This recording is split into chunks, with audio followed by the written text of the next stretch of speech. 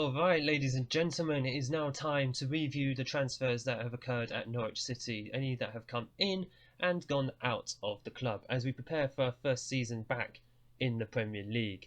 I have been doing these transfer specials on Twitch over the weekend and into Monday, but there are a couple that have happened since I've stopped streaming. But I feel it is important to go through these transfers before the new season starts, especially before the live stream starts, as a trial period on YouTube. Stay tuned.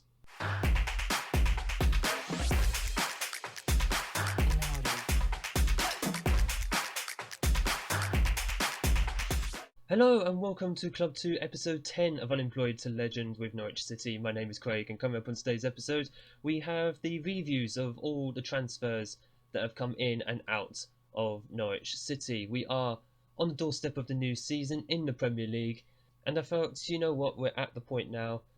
I think I'm mostly done with my transfers. So let's just get into it. We're going to go all the way back into June, where we started to bring in what I feel are some Premier League quality players. And I say that we're going to be starting with the first player, Andre Cepeds, in from Valencia B for £3.75 million. 20-year-old Spanish goalkeeper, 2.5-star capability, 4-star potential. Now, he's not quite Premier League quality at this point, but what he is another goalkeeper for the future. More on that in a bit as well, with another goalkeeper who we brought in permanently this time.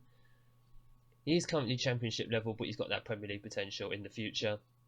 He is our third best goalkeeper, but again, at 20 years old, if he comes good, he comes good. It's always worth a punt when looking for a goalkeeper for the future. And as far as his ability goes, he doesn't stand out on the page in terms of goalkeeping. His physicals are okay. Agility-wise is always important for a goalkeeper, but he also has some great decisions that he can make as well. But he is brought in effectively as a backup, as my plan was to get rid of Daniel Bachmann for this season, but nobody wants him. So he's going to be sticking around, it seems, for the current season. Another player who brought in, who is actually, I believe, of Premier League quality, Matteo Lovato from Burnley. It's the second time in this save I've rated Burnley for a centre-back. 3.5-star current ability, 4.5-star potential player, 24-year-old Italian. He's not capped for Italy, but he has the under-21s caps. And to be fair, when we did this before with, what was his name? Nicolo Armini, he wasn't capped for Italy when we bought him. After one season with Wigan, he was capped and he went to Borussia Dortmund. As far as I'm concerned, the Italian national team has a massive amount of depth, which isn't fully exploited really in this game. But he had a couple of seasons at Burnley. He did play in the Premier League. He was in the Championship last season. He had a very good season there, but I feel he has a point to prove in the Premier League. Again, a bit like Armini, he had a point to prove in the Premier League, and thankfully he did for us. So I'm hoping Lovato will be more of the same. He is a Premier League player with potential to be a good Premier League player, so he can still improve. He can only play one position, but you know what, that's fine. He's someone who's a consistent performer and he enjoys big matches. In the Premier League, we have a lot of big matches, so I'm hoping Lovato can step up. Coming back to goalkeeper that we brought in permanently, Briac Verbouge, 19-year-old Belgian. He was on loan with us last season. He's only 2.5-star current ability, but he has that 5-star potential. We know all about him from his season with us in the Championship. The only thing I'm kind of sad about is we did kind of overpay at £22.5 million, but I was kind of excited just to get him in. So £22.5 million rising to 33.5, depending on league appearances and such. But again, he has that potential to be a Premier League player in the future. He is a low-determined player, but I think he can overcome that, especially with some mentoring. I think he'll be absolutely fine. He's an aggressive goalkeeper. He does stand out a little bit better compared to Cepeds. Again, I'm not sure how you pronounce his name. But he's already capped for the Belgian under-21s, so potentially Belgian's number one in the future. Another player who probably won't look like Premier League quality, but I think he'll be very, very solid in central midfield or defensive midfield. Jean-Philippe Gamin, £1.5 million from Everton for the 28-year-old Ivorian, 3.5-star accountability. and his mentals and physicals just jump out at you. He's not a technical player, but he's in the mould of a Davenport. He's someone who's going to come in and do the dirty work. And considering we've got technical players such as Exposito, Alba, Alzate, we are going to need players such as Gamin and Davenport in our team as well. 5 years at Everton, they originally bought him for 22.5 million, and we've just come in 1.5 million, rising to 1.7 with, I think, league appearances and all that. Very, very solid find as far as I'm concerned. He's someone who did get into Everton's first team more regularly last season. Overall, very, very happy with bringing him in. He's actually upgraded. He was a leading player for championship teams. He's now a Premier League player. That's actually a new one, I think. He's kind of injury prone. Looks like we're still going to need Davenport after all. Oh, and we've got Angelo Stiller as well. I completely forgot about him. He'll still get time this season. But if Gavin plays, apparently he's consistent. Very consistent. And he enjoys big matches as well. Considered a leader. That's the sort of thing we're going to need this season in the Premier League. Another loan signing made permanent. Tiden Mengi, 4.7 million from Manchester United, eventually. Tried buying him earlier on in the summer.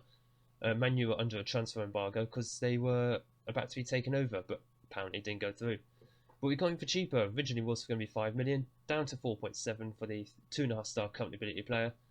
He's a 22-year-old English player, so he'll help our homegrown quota, if you will, if I can remember the word. But 4.7 million is an absolute steal for a player he's going to be a fringe player for us. He's a championship player. He doesn't have that potential for Premier League anymore that he had when he came in. That sucks. He dreads playing in big matches, which is a problem, but normally that's what we're going to have Max Aarons for, except the beginning of the season, because Aarons is injured. So Mengi is going to be starting for us. He's a consistent performer, though. That's all I can really ask of him. Just be consistent, do your best out there. And at the end of the day, I want to bring him back in, because he's my player. He's only played for me. And that's how it should stay, as far as I'm concerned. Right. The big one. Ladies and gentlemen, Wonderkid time. We have a second Wonderkid in our squad. Christian Udrago, who I have been chasing for the past 2 years. He's only on loan, I'm not going to lie. He's on loan from PSG. But just look at this. He's 19 years old. He's capped for the under-21s already. He's scored a lot of goals already for the under-21s. 4 goals and 5 assists. Sorry, in 5 appearances. But, oh, come on. A fairly professional Wonderkid. Who's not going to want this man on their team? 5-star potential ability. 3.5-star current ability as well. We was tracking him from the time he was at Nantes in France. But PSG got him first. 2.9 million. Because I couldn't afford him when I was at Wigan. I think had I bought this man for Wigan, I would probably have stayed there. He's already a Premier League player, consistent performer, fairly professional manner, that's his personality, can play in a couple of positions. He's a creative player, that's what we need a bit of. A creative player who can finish, as well as other players who can finish as well. That will hopefully be Peter Lynch this season. But just take it in, I mean, whew. I'm so glad we got our man.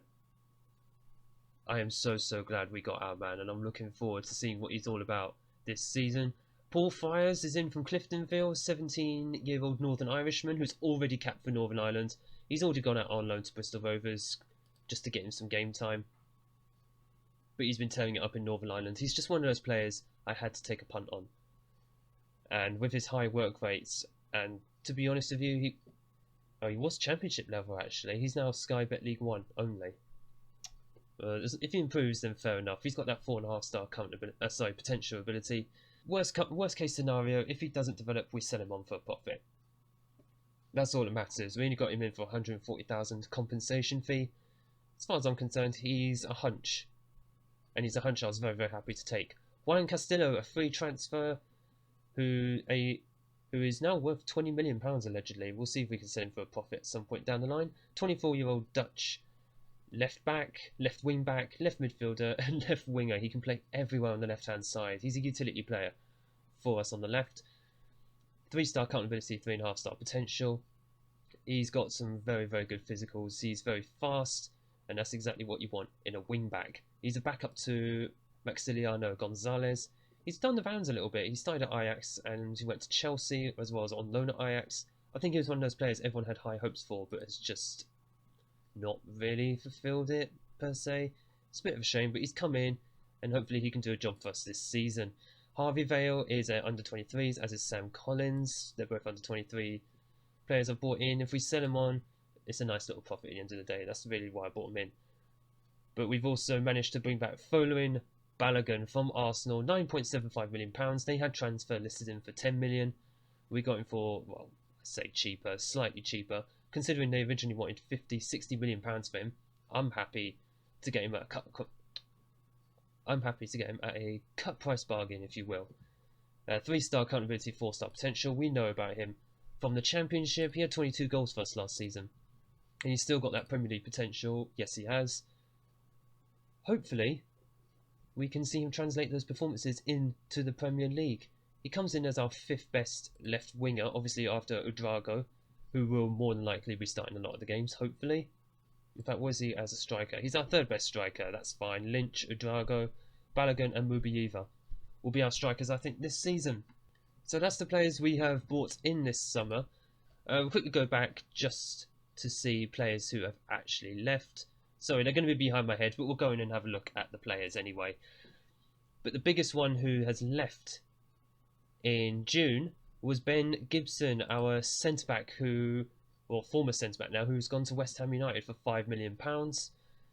At 31 years old, and we brought in Lovato to replace him. He didn't even see much game time for me last season. He played 9 times. So going to West Ham, also in the Premier League with us,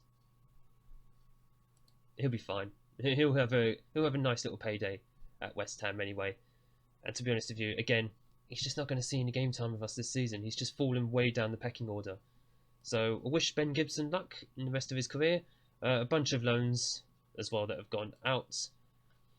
And is there anyone from here who has actually left? Florian Andone actually is a big one who left. Finally got rid of him. That's a bit harsh. The man did his best for us last season.